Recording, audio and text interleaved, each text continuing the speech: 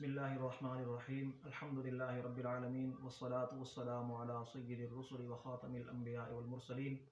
اما بعد فاعوذ باللہ من الشیطان الرجیم بسم اللہ الرحمن الرحیم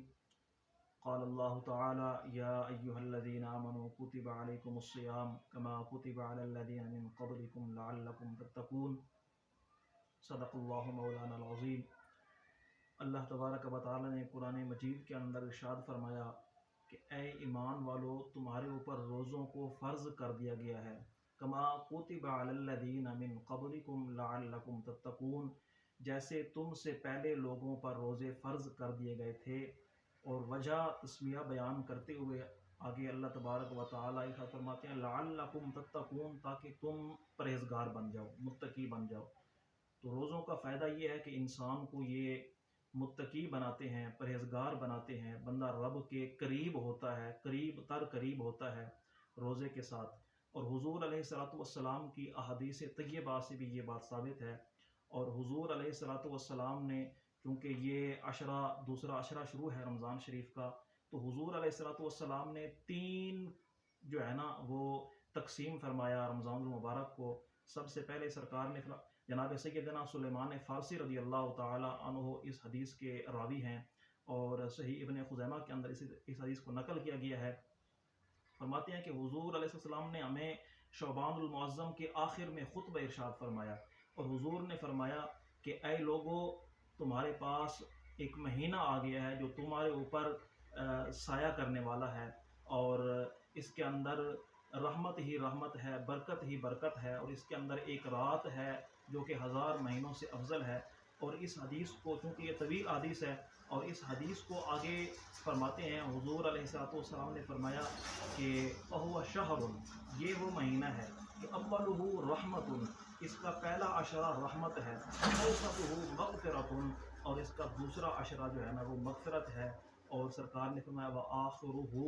عتق من النار، اور اس کا جو آخری عشرہ ہے وہ جہنم سے آزادی کا عشرہ ہے۔ تو یہ عشرہ جو ہے نا خاص طور پہ مغفرت کا عشرہ، تو اس کے اندر علماء کرام فرماتے ہیں کہ اس کے اندر خوب استغفار کیا جائے، توبہ کی جائے، رب کریم کی بارگاہ میں بندہ بار بار رجوع کرے، استغفار کرے، توبہ کرے، جیسا کہ حضور علیہ السلام کی حدیث ہے۔ حضور فرماتے ہیں، اس کو جناب سیدنا امام مسلم علیہ رحمت نے اپنی صحیح مسلم کے اندر اس حدیث کو نقل کیا، اور آپ فرماتے ہیں کہ حضور علیہ السلام نے فرمایا کہ اے لوگو، اللہ کریم کی بارگاہ میں استغفار کیا کرو، میں محمد کریم صلی اللہ علیہ وآلہ وسلم 100 مرتبہ اپنے رب کی بارگاہ میں استغفار کرتا ہوں۔ اور پھر حضور نبی کریم سید عالم صلی اللہ تعالی علیہ وآلہ وسلم نے اس عشرے کی بڑی شان بیان فرماتے ہوئے یہ بھی فرمایا کہ جو بندہ اس عشرے کے اندر رب کریم کی طرف رجوع کرے گا،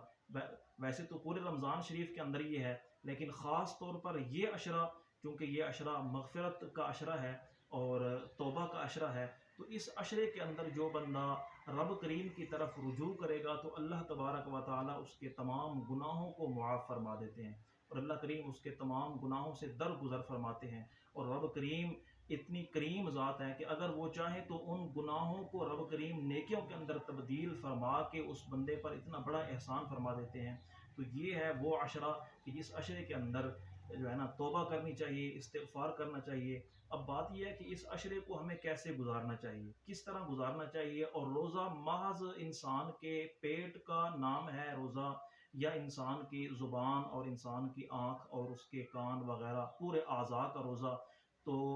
یہ بات ضروری یاد رکھیے گا کہ پورے انسان کے جسم کا، پورے اعضاء کا جو ہے نا وہ روزہ ہوتا ہے، محض پیٹ کا روزہ نہیں ہوتا۔ جس طرح سے زنا کے متعلق یہ بات آئی ہے کہ آنکھیں بھی زنا کرتی ہیں، کان بھی زنا کرتے ہیں، تو ہاتھ بھی زنا کرتے ہیں، پاؤں بھی زنا کرتے ہیں، اسی طرح رمضان شریف کا جو روزہ ہے تو یہ آنکھوں کا بھی روزہ ہے، کانوں کا بھی روزہ ہے،